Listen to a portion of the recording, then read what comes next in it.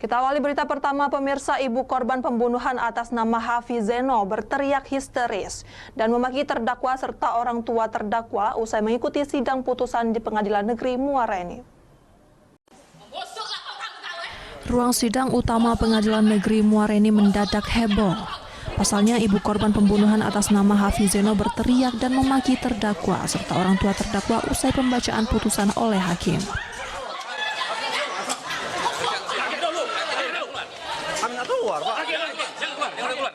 Orang tua korban nampak kecewa dengan putusan hakim dan tidak puas dengan proses hukum dalam kasus yang menimpa anaknya.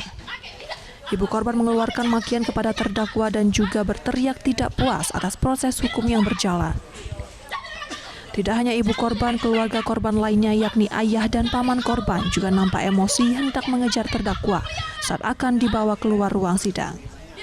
Ya, kalau dari putusan tadi kita sama-sama mendengar itu 10 tahun, ini 10 tahun sebenarnya sesuai dengan apa yang kita tuntut dalam amar tuntutan kita pada persidangan sebelumnya. Namun karena ini pihak dari anak berhadapan dengan hukum tadi, ABH tadi menyatakan bahwa mereka pikir-pikir, maka untuk menyikapi itu juga kami pikir-pikir juga. Peristiwa pembunuhan terhadap korban Hafizeno terjadi di Jalan Pramuka 3, Gang PGRI, Kelurahan Pasar 3, Muara Enim. Seorang pemuda siswa SMK negeri berusia 16 tahun meninggal dunia dengan luka robek di bagian kepala dan tangan.